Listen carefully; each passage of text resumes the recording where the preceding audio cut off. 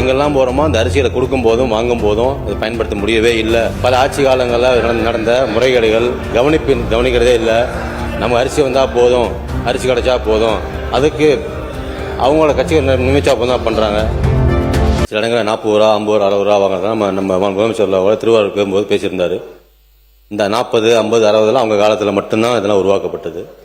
எங்கெல்லாம் விவசாயம் இருக்காங்களோ அவங்கள்ட்ட மட்டுமே அங்கே டிவி ஓப்பன் பண்ணுறதும் அங்கே இருக்கிற ஃபார்மர்கிட்ட காசு வாங்குறதும் நடைமுறையாக இருக்குது. பல இடங்களில் நம்ம இன்ஸ்பெக்ஷன் போகும்போது கேட்கும்போது சொல்லும்போது விவசாயிகளே டைரெக்டாக கேட்கும்போதும் அவங்க ரெஜிஸ்டர்ஸை வாங்கி எடுத்து அவங்க டைரெக்டாக அவங்கள இன்ஸ்பெக்ஷன் பண்ணும்போது கூட அவங்களே சொன்ன கருத்துக்கள் தான் இது.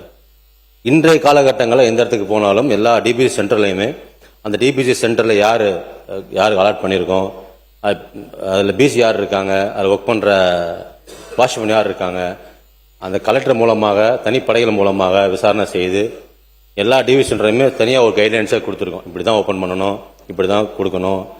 விவசாயிகளுக்கு கூட 17% கீழே நெல் பிடிச்சி வச்சுருந்தா தான் அந்த ஈரப்பதம் இருந்தால் தான் பயன்படுத்த முடியும் அப்படிங்கிறதான் சொல்லி கொடுத்து, இது முன்னாடி ஆட்சி காலங்களெல்லாம் அவசர அவசரமாக போய் அதில் இன்ஃப்ளூயன்ஸ் மூலமாக சொல்லி பல இருக்கிறது 7 லட்சம் மெட்ரிக் மேலே ரொம்ப ஈரப்பதம் அதிகமான நெல்லை பிடிச்சி வச்சு பல டெல்டா மாவட்டங்களில் இன்றைக்கும் அந்த அரிசியெல்லாம் தான் அதை நம்ம ஹல்லிங் பண்ணும்போது அது அரிசி ஆளுங்க அனுப்பும்போது இன்னைக்கு கருப்பரிசி நிறையா வருது. பல இடங்களில் போகும்போது நிறையா மக்கள் சொல்லும்போதெல்லாம் நான் ரேஷன் கடைக்கு போனேன், அரிசி யூஸ் பண்ணவே முடியல, கருப்பாக இருக்குது, பயன்படுத்த முடியாமல் இருக்குது. நம்ம அமைச்சர்கள் சொல்லும்போது நிறைய பேர் சொல்லியிருந்தாங்க. எங்கெல்லாம் போகிறோமோ அந்த அரிசிகளை கொடுக்கும் போதும் வாங்கும் போதும் அதை பயன்படுத்த முடியவே இல்லை, கருப்பாக இருக்குது, யூஸ் பண்ண முடியாமல் இருக்குது, ஆடுகளுக்கு மாடு தீவனம்லாம் போடுறோம். இது எல்லாமே காரணமாக இருக்கிறது பல ஆட்சி காலங்களில் நடந்த முறைகேடுகள் கவனிக்கிறதே இல்லை. நம்ம அரிசி வந்தால் போதும், அரிசி கிடைச்சா போதும், அதுக்கு அவங்களோட கட்சிகள் நிமிச்சா தான் பண்ணுறாங்க. இன்றைக்கும் பல டிபிசியில் இவங்க சொல்கிற தஞ்சாவூர் மாவட்டம், மயிலாடுதுறை மாவட்டங்களில், ஏன் செங்கல்பட்டு மாவட்டம் போனால் கூட, இன்று இருக்கிற மாவட்டம் போனால் கூட டிபி சென்டரில் போனால் அதை டிவி சென்டர் ஓப்பன் பண்ணி கூட கட்சிக்காரர்கள் தான். சில டாக்குமெண்ட்லாம் இருக்குது, உங்களுக்கு அது தெரியும். இன்றைய நாட்களில் எல்லா டிவி சென்டர்லையுமே மாவட்ட ஆட்சியர் மூலமாக, ஆர்டிஓ மூலமாக, டிஎஸ்ஓ மூலமாக, நானே தனியாக டைரெக்டாக அங்கெல்லாம் போய் வேளாண்மை துறை அமைச்சர் மூலமாக போய் நேரடியாக அவங்களை சந்தித்து உடனே ப்ரொக்யூர் பண்ணுறது பண்ணிக்கிட்டே இருக்கோம். எங்கேயுமே பெண்டிங் இல்லை. நம்ம பேப்பர்லாம் படிச்சிருக்கோம், நேற்று முன்னாடி தான் போட்டிருக்காங்க.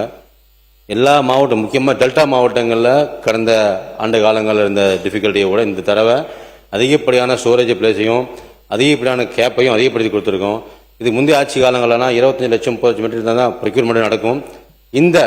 நம்மளோட முதலமைச்சர் ஆட்சி காலங்களில் கிட்டத்தட்ட 45 62 லட்சம் மெட்ரிக் வரைக்கும் ப்ரொக்யூர்மெண்ட் பண்ணியிருக்கோம். எல்லாத்தையும் எல்லா மாவட்டங்களுமே, குறிப்பாக சொல்ல போனால் டெல்டா மாவட்டத்தில் மட்டுமே கடந்த செப்டம்பர் 2025 நேற்று வரை 62,53,000 மெட்ரிக் டன்னுக்கு ப்ரொக்யூர்மெண்ட் பண்ணியிருக்கோம். அது அந்த ரீஜன்லேருந்து அங்கே அறிவியாளர்கள் அனுப்பியிருக்கோம். அனுப்பி அதையும் ஓப்பன் குடோன் இல்லாமல் நெல்மணிகள் தவிர எல்லா மற்ற ரீஜனுக்கும் அனுப்பி பாதுகாப்பாக வச்சுருக்கோம். தாக்குதல் வந்தால் கூட ஏதாவது சூழ்நிலைகளில் நெல் அறைக்கு அனுப்ப முடியாதோ, ப்ரொக்யூர்மெண்ட் குறுவை சம்பா வரும்போதோ, நடவு கம்மியாக இருக்கும், விவசாயம் பண்ண முடியாத சூழ்நிலை வந்தால் கூட அரிசி பஞ்சம் வரக்கூடாதுங்கிறதுனாலையும், நெல்லில் பிரச்சனை வரக்கூடாது மிக தெளிவாகவும் மிக குறிப்பாகவும் எல்லா இடங்களையும் மற்ற ரீஜனுக்கூட திருச்சி, தஞ்சாவூர், கும்பகோணம் உள்ளிட்ட மாவட்டங்களும் சரி, சென்னை, கடலூர் இந்த பகுதியெல்லாம் கூட நெல் கொள்முதலை அதிகப்படுத்தி அங்கேயும் ஸ்டோர் பண்ணுறதுக்கு வழிவகை பண்ணிக்கிட்டு இருக்கோம்.